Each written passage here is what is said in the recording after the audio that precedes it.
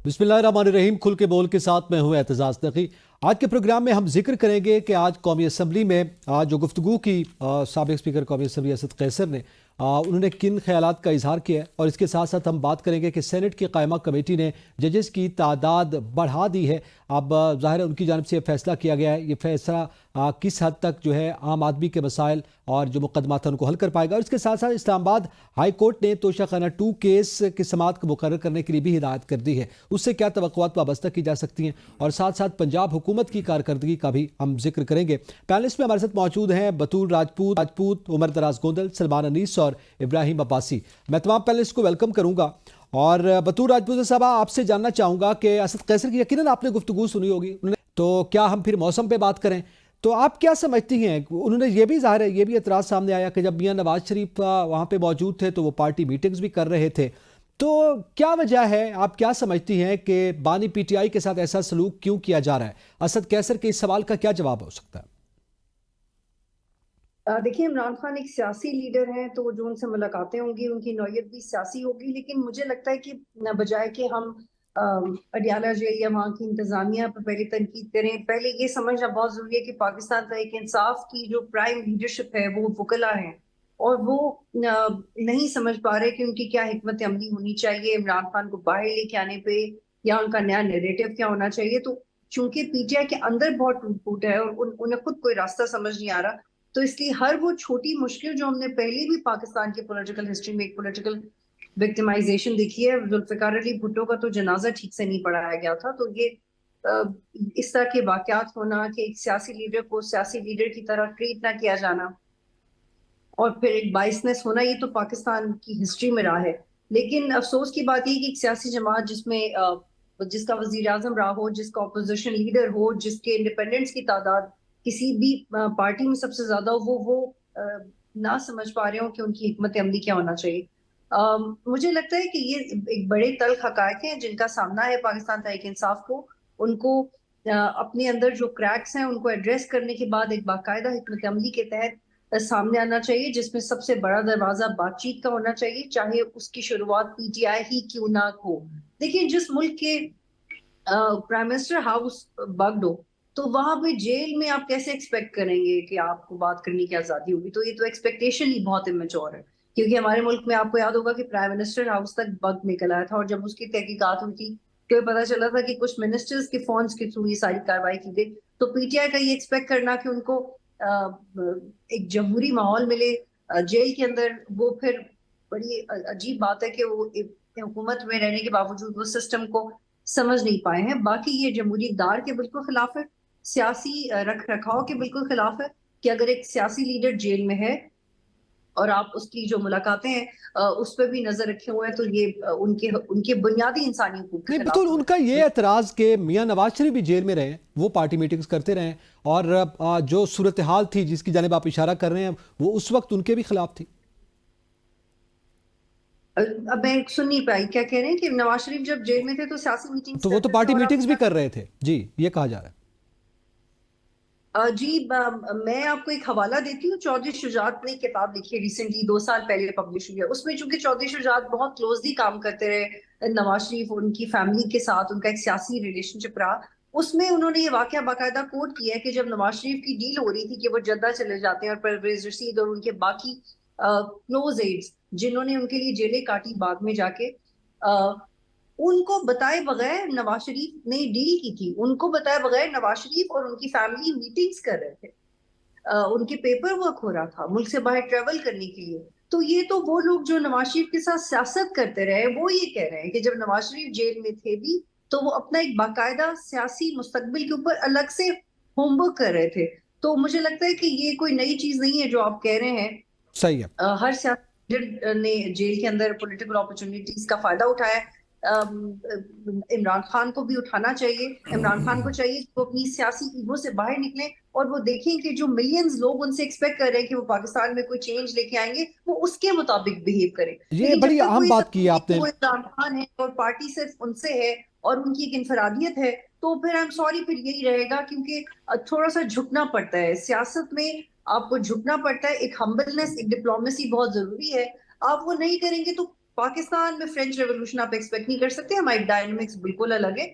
But I believe कि ये इमरान खान को बार बार सिस्टम ने अपॉर्चुनिटी दी है, but for some reason he is not able to capitalise on the opportunity. ठीक है, वो पॉलिटिकल ईगो की आप बात कर रहे हैं, वो एक आप समझती हैं। अच्छा, इसके साथ साथ उमर दराज गोंदल मैं आपसे जानना चाहता हूँ, असल कैसर ने सिर्फ ये बात नहीं की बल्कि उन्होंने ये भी कहा कि मरियम नवाज साहबा वज़ीर आला पंजाब जब भारतीय पंजाब से बात करने की बात करते हैं तो बड़ा असर आ जाता है, और केपीके का वज़ीर आला अगर अफगानिस्तान से बात करने की बात करता है तो बड़ा शोर मचाया जाता है। तो ये दोहरा मेयार क्यों है? कितनी हद तक उनका ये सवाल दुरुस्त है?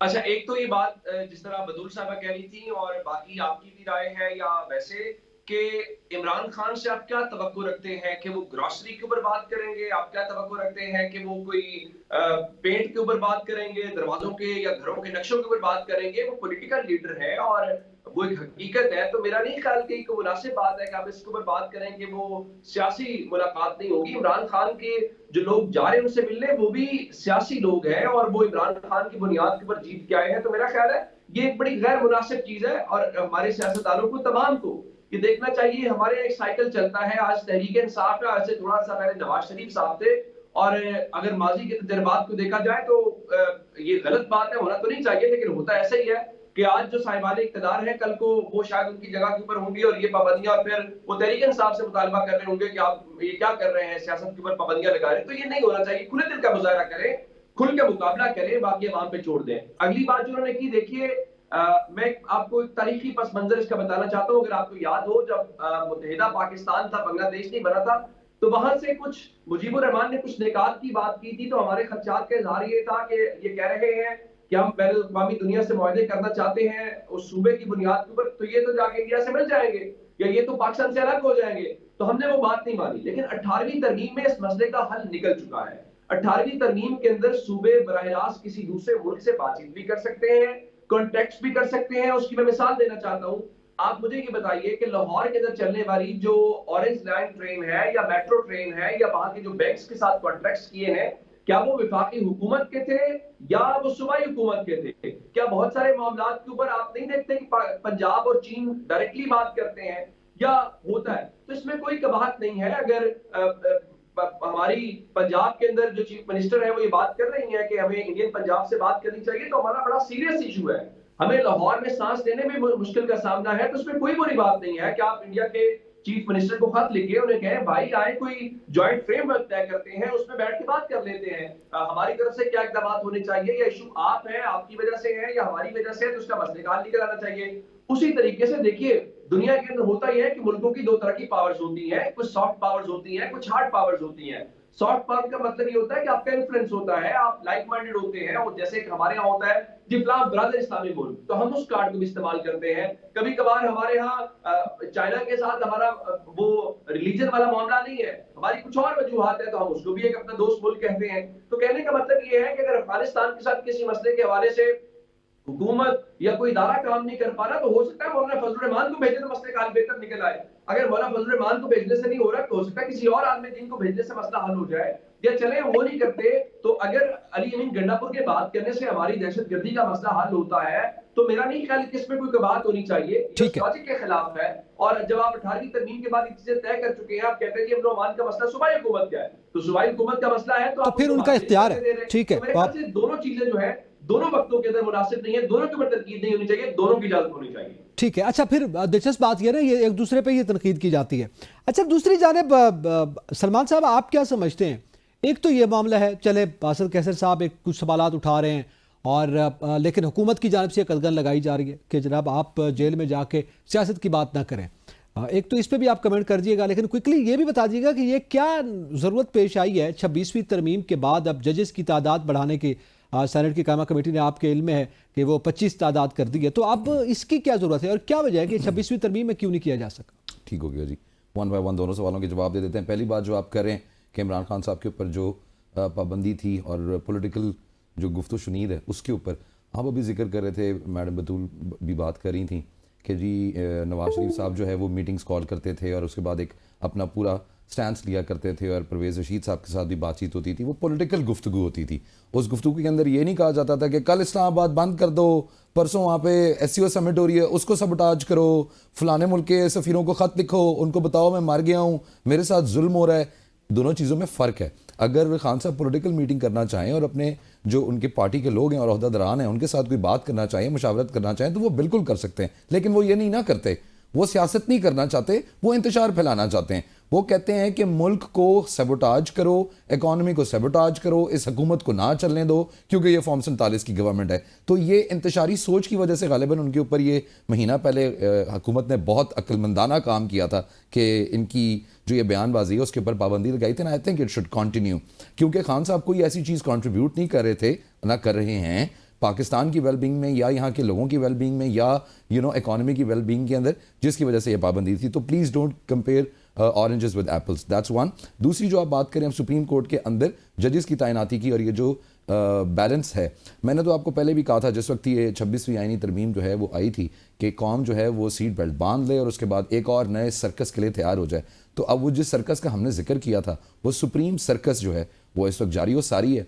अब वो सारी तरमीम करने के बाद हुकूमत को ख्याल आया कि ओहो ये तो चीज़ें अभी भी हमारे कंट्रोल के अंदर नहीं है।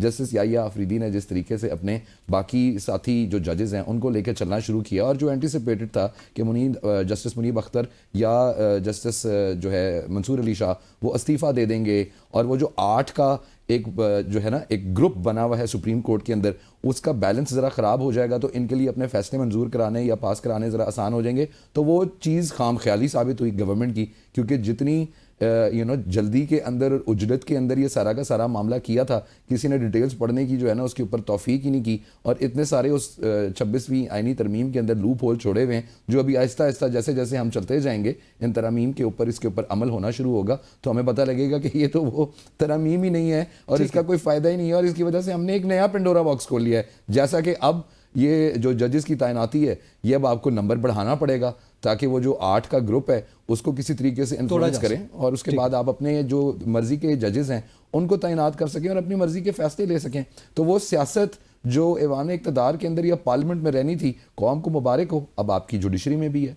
अच्छा, अब इसी सूरत हाल में इब्राहिम आपके नज़दीक ये जिक्र कर रहे हैं सलमान अली साहब, ये बात सेनेटर कामरान मुर्तज़ा ने की और आपके इल्म है सेनेटर कामरान मुर्तज़ा की जो शिक़ें थी वो भी 26वीं तरमीम में शामिल हैं, उन्हें इत्तेहादी बनकर इसे पास करवाया। लेकिन अब वो तादाद के हवाले से वो कह रहे हैं कि हुकूमत अपनी मर्जी के जजेस लाना चाहती है। एक तो क्या तवक्को की जा सकती है और दूसरा इसी के साथ ही ज़रा ये जो कमेटी में जो कुछ हुआ उसमें इस्तफसार किया गया कि क्या वजह है कि चेयरमैन कमेटी ने पूछा कि सेक्रेटरी कानून से कि आप बताएं कि 60,000 मुकदमात अखबार बताता है, आप नहीं बताते, तो उन्होंने कहा जी मुझे वक्त दे दे मैं बता दूंगा।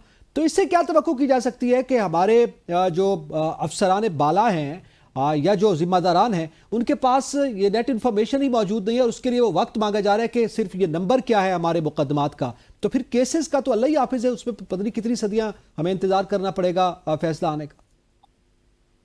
देखें, बड़ी इंपॉर्टेंट बात है। पहले सलमान साहब के लिए एक बुरी खबर ये है कि इस्लामाबाद हाई कोर्ट ने जो पाबंदी लगाई थी, कदगन लगाई गई थी हुकूमत की जानिब से कि इमरान खान साहब जो है वो सियासी गुफ्तगू अडयाला जेल में नहीं कर सकते अपने जो है वो रहनुमाओं के साथ, तो वो उसको उस शिक को जो है वो गैर कानूनी करार देकर उड़ा दिया है। अब इमरान खान साहब को ये मौका मिल गया है कि वो अपने जो पार्टी के रहनुमा हैं या उनके जो पार्लियामेंटेरियंस हैं, वकला हैं, उनके साथ वो सियासी गुफ्तगू जो है वो आप कर सकते हैं। बुनियादी इंसानी हकूक के खिलाफ वो शिक जो है वो करार दी गई, जिसके ऊपर जस्टिस सरदार एजाज खान साहब ने उसको उड़ा दिया।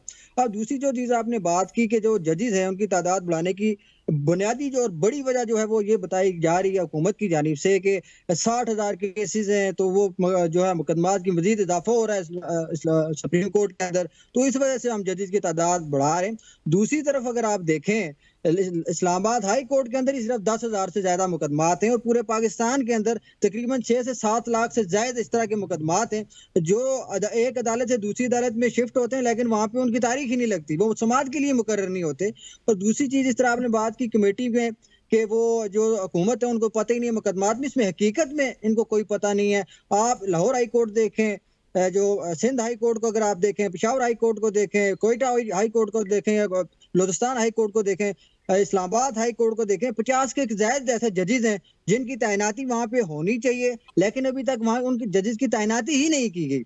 यहाँ से आप गवर्नमेंट का जो एक किस्म का आप देख लें, सोच आप उनकी देख लें कि जो लोअर जुडिशरी से कई मुकदमा, हजारों मुकदमा, जो लाखों मुकदमा में समझता हूँ ऐसे होंगे जो हाई कोर्ट में ही खत्म हो जाएंगे, वो सुप्रीम कोर्ट के अंदर आएंगे ही नहीं। लेकिन ये काम हुकूमत ने नहीं करना। हुकूमत ने जजेस के ऊपर अदारों को लेके इस वक्त जो पीडीएम गवर्नमेंट है बनी हुई है, ये अपने मफादात हासिल करने के लिए ऐसे जाहिर हो रहा है वो अदलिया को भी इस्तेमाल कर रही है, अपनी मर्जी से कानून साजी कर रही है, और अपने जो जहाँ पे प्राइम मिनिस्टर को फायदा हो रहा है, हुकूमतों को फायदा हो रहा है। आपने देखा जिनके ऊपर फर्द जुर्म जिस दिन आयद होनी थी उस दिन वो आके वज़ीर आज़म का हलफ उठा रहे थे। ये इस तरह की चीजें जो चलेंगी पाकिस्तान के अंदर, ये नून लीग को खास तौर पर तारीख पे अगर आप देखें, बहुत सारी ऐसे जो है मौके आए कि जो कोई पीडीएम गवर्नमेंट है, इनके जो दोनों पार्टियां जो है खास तौर पर, ये जब भी जो भी अदलिया अगर इनके खिलाफ होती है, कोई इदारा इनके खिलाफ कोई कार्रवाई करना शुरू करता है, कोई आइन और कानून के मुताबिक चलने का आगाज करता है, तो उसी के मुताबिक अपनी मर्जी से कानून साजी करके मफलूज कर देते हैं सारे इदारों को। तो इसी का मौका जो है फायदा उठा रही है गवर्नमेंट, और ये अपनी मर्जी के जजेस लाना चाहते हैं, अपनी मर्जी के फैसले लेना चाहते हैं, आप ये समझते हैं। बतूल, आप क्या समझती हैं कि एक जानिब तो जाहिर है यही सूरत हाल है, और फिर आप मौलाना साहब का ज़ाहिर 26वीं आईनी तरमीम में जो रोल था उसमें आज सेनेटर कामरान मुर्तज़ा फिर ये तादाद के हवाले से जो है वो एतराज़ कर रहे हैं, तो क्या हम कह सकते हैं कि क्या उनके साथ कोई हाथ हो गया? और इसके साथ साथ मैं आपसे ये भी जानना चाहूँगा, तोशाखाना 2 केस 4 नवंबर को उसकी समाअत मुकर्रर होगी, और ये वाहिद केस है बानी PTI का जिसमें उनकी ज़मानत नहीं है, बाकी मुकदमात के फैसले आपके इल्म में है, वो हो चुके हैं किसी हद तक, और कुछ में ज़मानतें हैं। तो इसमें हम क्या तवक्को कर सकते हैं 4 नवंबर को? देखिए, जो जहाँ तक जजेस की तादाद की बात है, इसके ऊपर हमने पहले भी बहुत एक्सटेंसिवली काम किया, और ये सुनने में बहुत ऑकवर्ड लगता है कि क्यों जजेस की तैनाती हो रही है। इसकी 2 वजूहत है। एक तो एक तकनीकी वजह है कि एक वाकई ही जरूरत होती है एडहॉक जजेस की, इसीलिए कानून में ये टर्म है और इसकी यूटिलाइजेशन होती है। लेकिन नून लीग का एनिग्मा ये रहा है कि जब से नवाज शरीफ की लाइफ टाइम डिस्क्वालिफिकेशन वाला फैसला रिवर्स हुआ, उसके बाद से नून लीग ने जो भी कानूनी इकदाम उठाने की कोशिश की, पार्लियामेंट के थ्रू या बंगाल कोर्ट के खिलाफ और उसके बाद प्रेसिडेंट CJ के थ्रू, वो इतने क्वेश्चनेबल थे कि नून लीग कभी डिफेंड नहीं कर सकती कि वो वाकई कानून के लिए कर रहे हैं और इसमें कोई सियासी फायदा नहीं है। और ये एडहॉक जजेस की जो अपॉइंटमेंट है, ये हरगिज काबिल एतराज नहीं है, लेकिन इसकी टाइमिंग, जिस तरह नंबर ऑफ जजेस अपॉइंट हो रहे हैं, जो उनका एक टेन्योर डिफाइन हो रहा है, वो बहुत क्वेश्चनेबल है। और दूसरी बात ये कि मैं आपको याद करवा दूं कि कुछ दिन पहले यूनाइटेड नेशंस की ह्यूमन राइट्स की कमेटी में पाकिस्तान का एक वक्त शरीक हुआ था, और ये प्रोबेबली उस दिन की बात है जब लास्ट टाइम सेनेट और नेशनल असेंबली का इजलास हो रहा था, और उस वक्त हम एक्सपेक्ट कर रहे थे कि आज 26वीं आईनी तरमीम के हवाले से बहुत बड़ी पेशरफ्त हो जाएगी। उसी दिन एक कमीशन था, और उसने पाकिस्तान के एक वक्त से पूछा कि हमें इस 26वीं आईनी तरमीम के हवाले से जो पॉलिटिकल पार्टिसिपेशन है वो बहुत कम नजर आ रही है, और उन्होंने PTI की भी निशानदेही नहीं की, ओवरऑल बात की, और हमारे वक्त के पास कोई जवाब नहीं था। और उन्होंने आगे से सिर्फ ये कहा कि चूंकि केसेस पेंडिंग है, इसलिए हमें ये आईनी तरमीम पास करनी पड़ी है। और अगर तो कहने का मतलब ये कि इतना कन्विंसिंग जवाब नहीं दिया पाकिस्तानी वक्त की तरफ से। पेंडेंसी का इशू नहीं है, देखिए पेंडेंसी तो लोअर कोर्ट्स में बहुत ज्यादा है, लाखों की तादाद में केसेस हैं, और वो जो केसेस हैं वो कब से पाइल अप हो रहे हैं, वो इफ्तिखार मोहम्मद चौधरी साहब के दौर से पाइल अप हो रहे हैं। ना वो बंदयाल कोर्ट ने उनको सॉर्ट किया, ना काजी फायजीसा साहब के कोर्ट ने उनको सॉर्ट किया।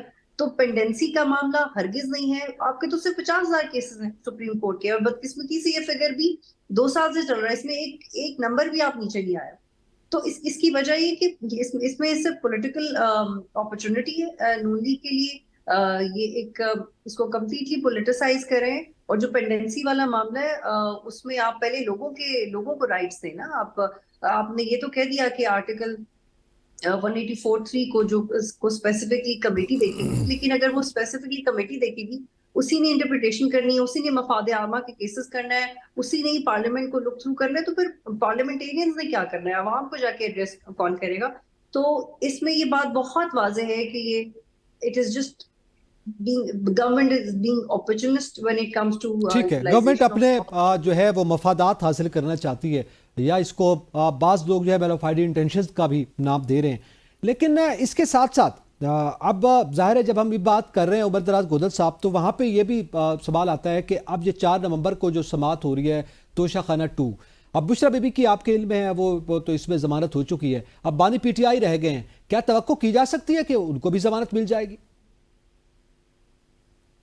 देखिए, मैं आपको एक लॉ का नुक्ता बता देता हूं जिसको हम रूल्स ऑफ कंसिस्टेंसी कहते हैं, जिसका मतलब ये होता है कि अगर एक केस हो, उस केस के अंदर एक से ज्यादा एक्यूज्ड हो, तो एक रिलीफ जब किसी को मिलता है तो दूसरा भी उसके लिए क्वालिफाई करता है, जैसे जमानत हो या कोई और मैटर हो। लेकिन इस पे आज एक सवाल हुआ और अदालत की, चूंकि मैं प्रोसीडिंग्स फॉलो कर रहा था, तो उसमें जस्टिस गुल हसन औरंगजेब के सामने जब ये पॉइंट आया, क्योंकि पहले तो बात ये थी कि इतराज ये आया कि वकालतनामे का मामला था वो जुलाई का था और उनका जी जो कॉज ऑफ एक्शन है वो नवंबर का है। तो वो शाह बाबर साहब ने उनको बताया कि आमतौर पर ऐसा होता है कि जब कोई खासकर मुलजिम जेल में हो तो फिर ये भी होता है कि शायद वो मुलाकात ना हो पाए, तो एक से ज्यादा वकालतनामे करवा लिए जाते हैं दस्तखत, ताकि बवक्त जरूरत काम आए।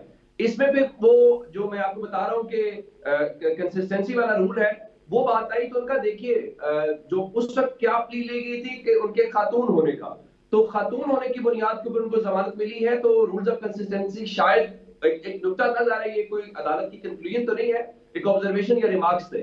तो मेरा ख्याल ये है कि ये जमानतें इस बुनियाद के ऊपर नहीं होनी कि इसमें कानून कितना है या एक मेरिट कितना है। मैं उसकी एक मिसाल तारीखी हवाले से देता हूँ कि हुआ ये कि जब नवाज शरीफ साहब के ऊपर केस बने हुए थे तो उनके वकील ख्वाजा हारिस जो थे, तो उन्होंने एक बार उन्हें कहा, ये कहीं से मेरे पास बात पहुंची, तो उनका आपका केस तो बस एक पेशी का मार है, लेकिन मसला ये है कि ये पेशियों से मसले हल होने नहीं है। तो इमरान खान अगर आप ये कहें कि हो सकता है आप इस पे भी सवाल उठाएंगे केस बनता है कि नहीं बनता, एक ही जैसा केस दूसरी बार जिसमें पहले वो सजा भुगत रहे हैं।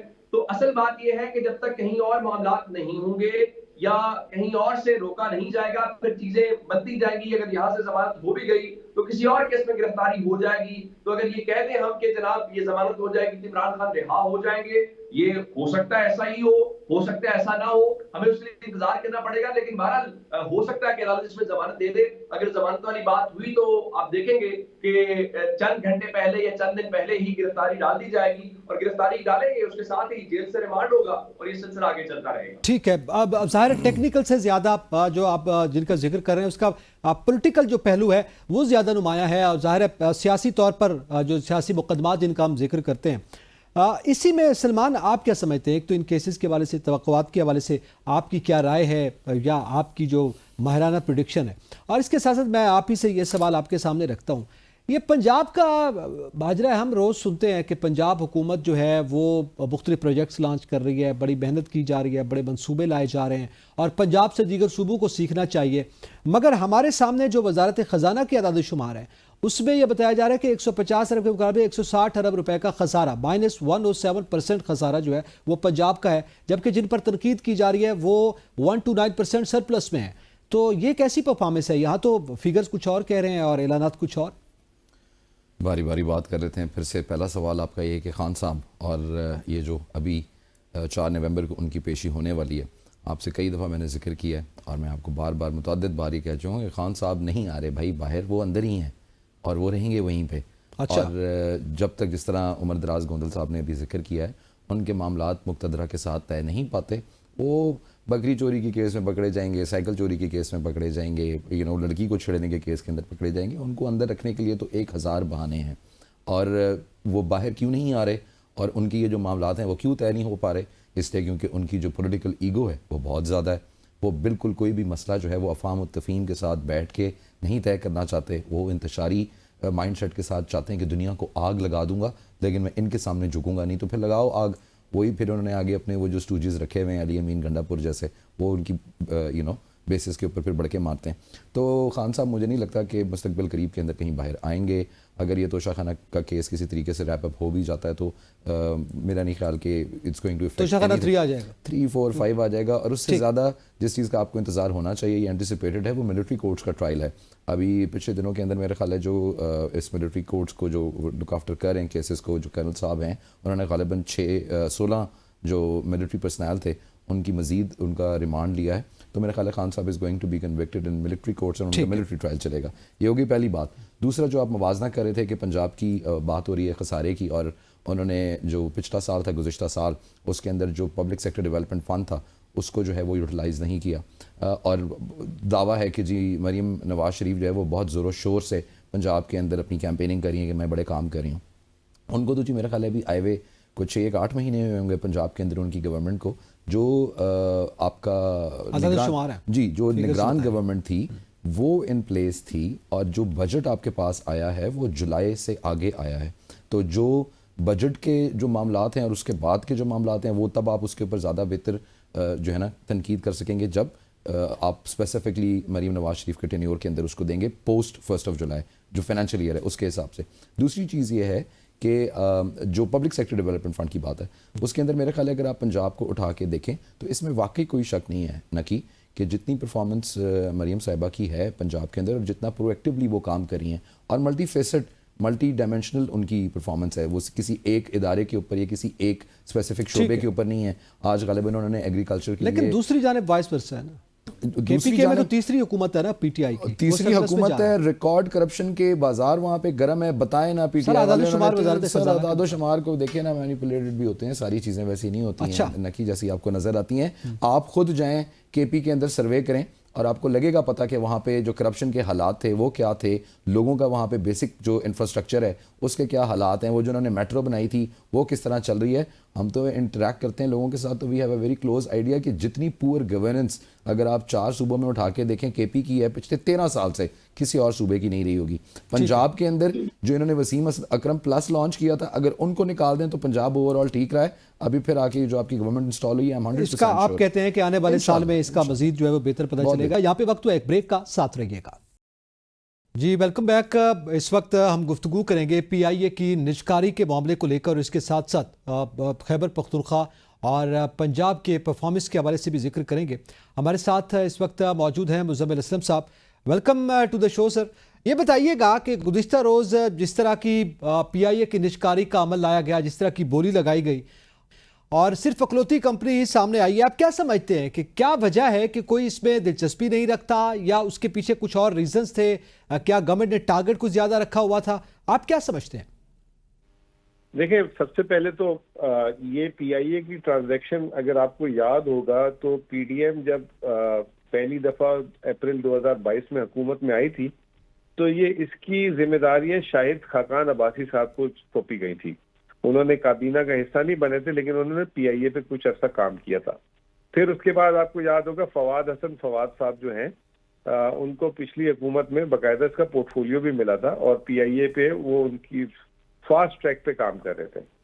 तो वो होते होते फिर PDM 2 आ गई, ये इलेक्शन, तो ये तकरीबन 1.5 से 2 साल ये जो है यही जो सियासी जमातें हैं इस ट्रांजैक्शन पे काम कर रही थी। और फिर उसके बाद कहा यह जा रहा था कि पूरी दुनिया से पाकिस्तान की मईशत बड़ी बेहतर हो रही है, सरमायाकारी आ रही है, ये तमाम चीजें हो रही है। और इसमें कंसल्टेंट भी कोई हायर किया जिसको $20 मिलियन लगभग 5.25 अरब रुपए उसको फीस भी अदा की गई। और जो है फिर PIA को बिल्कुल साफ सुथरा करके उसके जितने कर्ज जो है वो हुकूमत ने अपनी तरफ ले लिए। एम्प्लॉयज से रिलेटेड भी कुछ गारंटीज दी कि 1 साल 2 साल 3 साल आप रख सकते हैं। वो तमाम चीजें करने के बाद जब इसमें इंटरेस्ट आया तो वो हमने देखा कि कोई दुनिया की खातिर ख्वाह किसी बड़ी कंपनी ने इस पे अपने इजहार दिलचस्पी नहीं दिखाई। तो ये पहला हुकूमत का फेलियर था। ये इतनी दफा सऊदी अरब, चीन, तुर्की पता नहीं कहाँ जा रहे थे। अब उसके बाद बहरहाल सारे लोकल ग्रुप्स थे और वो लोकल ग्रुप्स ने भी उनमें से एक एक करके सबने एग्जिट ले लिया। उसकी बुनियादी वजह ये थी कि हुकूमत कोई क्लियर बात ही नहीं बता रही थी, वे फॉरवर्ड नहीं दे रही थी और ये तमाम चीजें हुई। और उसमें तकरीबन एक आध के अलावा तमाम वो लोग थे जिनका एयरलाइन बिजनेस से कोई ताल्लुक भी नहीं था।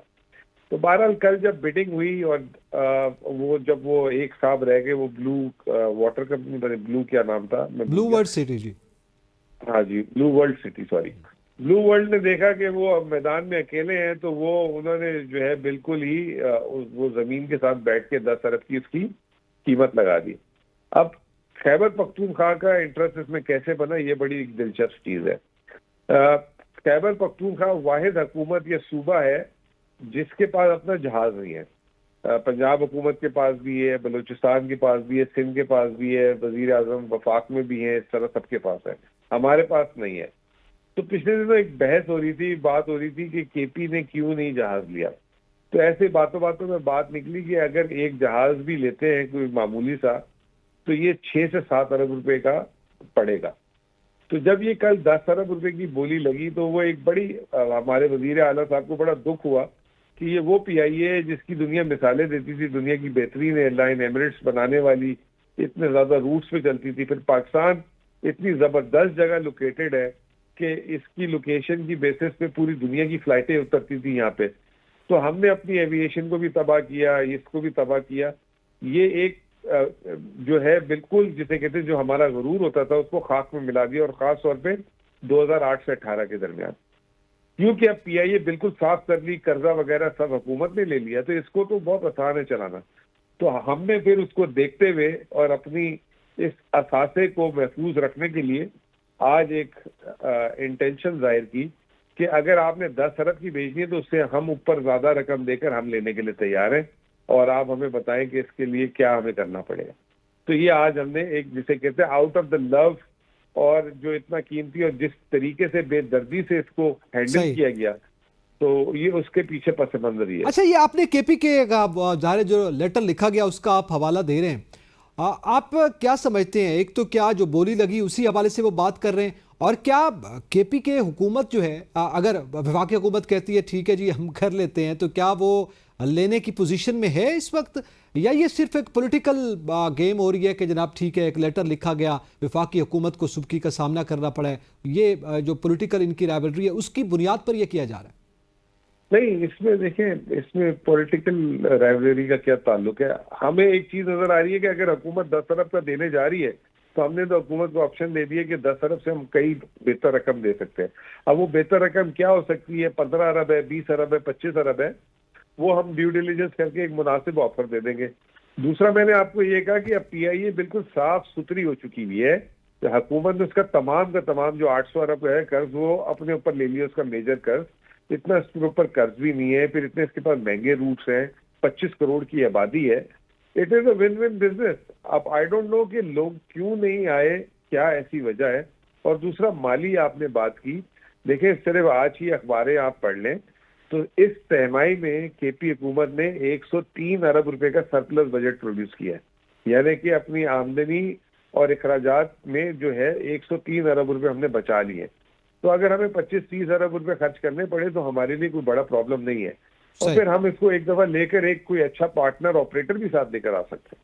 अच्छा, पॉइंट इज जी नहीं, केपी के हुकूमत इंटरेस्ट शो कर है कि ये इतना सिक एसेट है, जी इतना सिक एसेट नहीं है, इसको अगर आप सही तरीके से चलाएं तो बहुत बेहतरीन चल सकता है।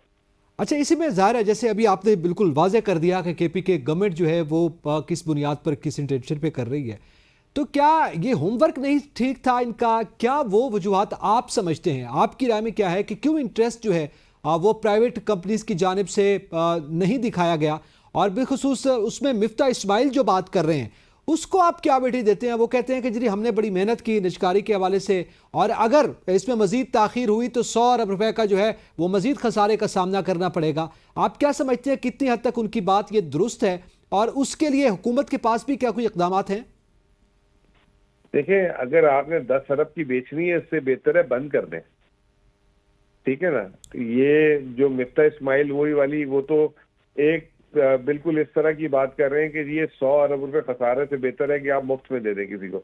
एक दफा उन्होंने पहले भी स्टेटमेंट दिया था पीआईए के साथ स्टील मिल फ्री में ले लो, ठीक है। वो मसला ये नहीं है, मसला ये है कि ये वो वाली पीआईए नहीं है। अब ये पीआईए जो इसके ऊपर कर्जा जात थे वो हुकूमत पाकिस्तान ने अपने ऊपर पहले ही ले लिए।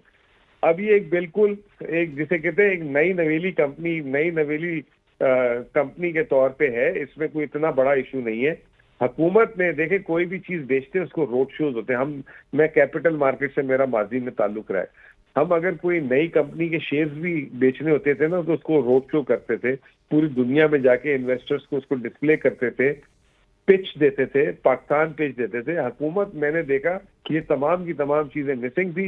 यहीं पे एक इश्तिहार दिया, जिसका इंटरेस्ट है वो दे दे, रोड शोज करते, दुनिया से मिलते, इसमें प्रोफेशनल्स को सामने लाते, कोई मतलब इसमें इंसेंटिव्स देते हैं कि आप इतने अरसे के लिए आएंगे तो चले हम इसमें आपको टैक्स ब्रेक देते हैं, ये देते हैं, वो देते हैं। हुकूमत ने मेरे हिसाब से सिर्फ वो जो एक एसओईज की लिस्ट है लॉस मेकिंग, उसमें पीआईए को ऊपर रख लिया, क्योंकि डेट मैंने आपको बता दिया 2 साल पहले से इस ट्रांजैक्शन पे काम हो रहा था। पहले खकान अब्बासी पे सारे लोग, और आईएमएफ का प्रेशर है कि आप बस चीजें बेचें। तो हुकूमत के जहन में यह था कि बस इसको बेचना है हमने ना, लेकिन हुकूमत को ये नहीं पता था कि आखिरी में 6 में से 5 कंपनियां जो है पुल आउट कर जाएंगी और एक ही रह जाएगा, और वो जो एक रह जाएंगे वो भी सुना है। अब मुझे नहीं पता इस बारे में, ये सुनने में आ रहा है मीडिया के थ्रू कि वो कह रहे हैं कि 10 अरब भी जो है कैश नहीं दूंगा, मेरे से कोई प्लॉट ले लीजिएगा सामने। तो हम इंशाल्लाह ताला कैश भी दे देंगे और 10 अरब से ऊपर भी रकम दे देंगे, और हम पाकिस्तान का ये असासा है, इसको बचाना चाहते हैं। ठीक है। अच्छा, यकीनी तौर पर जाहिर है ये लेटर बड़ी इंपॉर्टेंस रखता है इस सूरत हाल को देखकर, लेकिन अब हुकूमत के पास ऑप्शंस क्या रह गए हैं? देखिए हुकूमत क्या, अब ऑप्शन ये है कि कोई बात नहीं, मैं आपको बताता हूँ कि हम अभी पिछले दिनों अपने गोल्ड्स की जो प्लेसर गोल्ड्स के ब्लॉक्स बेचना चाह रहे थे, और हमें पहले राउंड में किसी ने बिडिंग नहीं की और 20 करोड़ पे भी फी ब्लॉक देने के लिए तैयार नहीं था। और अब जो है पिछले 2 हफ्ते पहले हमने 4 ब्लॉक्स बेचे हैं 5 अरब रुपए के। ठीक है, 5 अरब रुपए के हमने ये 5 सिर्फ 4 ब्लॉक्स बेचे हैं।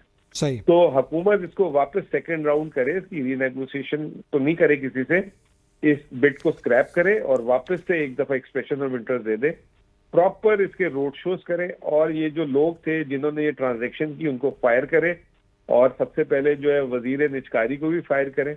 क्या उनका होमवर्क था, उन्होंने किस तरीके से काम किए, बहुत बड़ी बदनामी हुई है। बिल्कुल यकीनन। अच्छा, इस पे सवालात उठते हैं निजकारी कमीशन के हवाले से और वजारत निजकारी के हवाले से। दूसरा मैं आपसे जानना चाहता हूँ, जब परफॉर्मेंस की हम बात कर रहे हैं केपीके वर्सेस पंजाब, ज़ाहिर है रोजाना की बुनियाद पर एक स्टेटमेंट वहां से आती है, एक स्टेटमेंट वहां से आती है। परफॉर्मेंस के हवाले से जो केपीके गवर्नमेंट है उस पर रोजाना ये तनकीद की जा रही है पंजाब की जानिब से कि आएँ हमसे सीखें, हमारी तरह के मंसूबे लाएं, हम रोजाना नए मंसूबे ला रहे हैं, और आपकी जानिब से सवाए एहतजाज के कुछ नहीं है। क्या कहेंगे इस पर? देखिए बात यह है कि सीखना तो एक बड़ी अच्छी चीज है ना, कि वो कहीं से भी अगर आप कुछ सीखने की चीज हो, तो अगर कोई सीखने से मना करे तो वो मैं समझता हूँ कि वो उसका टाइम पूरा हो गया। अगर कोई ये कहे कि मैं अकेले खुलूं, लेकिन अब मैं आज ही की मिसाल ले लें कि जिनकी आप बात कर रहे हैं कि वो हमें जो कह रहे हैं कि हम उनसे सीखें, बेसिकली पहले 3 माह में उन्होंने, आईएमएफ ने उनको हदफ दिया था 150 अरब रुपए सरप्लस बजट का, और उन्होंने 150 अरब सरप्लस की जगह 160 अरब रुपए के खसारे का बजट जो है 3 महीने में उनका आया है। और इसके मद्दे मुकाबिल इसी आईएमएफ ने केपी को 45 अरब रुपए सरप्लस बजट का टारगेट दिया था, और केपी ने 45 की जगह 103 अरब रुपए सरप्लस बजट प्रोड्यूस किया। तो अब ये अंदाजा लगा लें कि सीखने की किसको किससे जरूरत है, पंजाब को हमसे या हमें पंजाब से।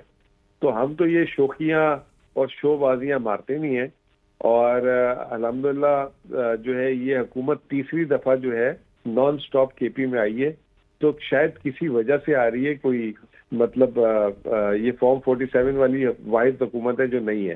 तो पहली दफा जब केपी में हमारी हुकूमत आई थी तो हम सिर्फ 55% हमें सीटें मिली थी। दूसरी दफा हम आए थे तो हमें 2/3 मेजोरिटी मिली। इस दफा केपी की कौम ने हमें जो है 85% मैंडेट दिया है। तो सीखने की इनको हमसे जरूरत है, और ये केपी की तारीख में ये वाहिद हुकूमत ऐसी जिसको 1 दफा नहीं, 2 दफा नहीं, 3 दफा चांस मिला। आज तक किसी को दूसरी दफा भी नहीं मिला।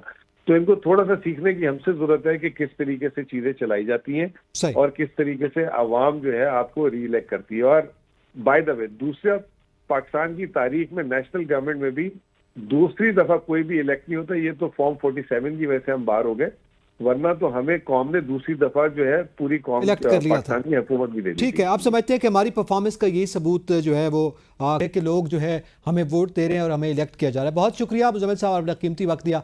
इसी के साथ ही इजाज़त दीजिए, अल्लाह हाफिज़।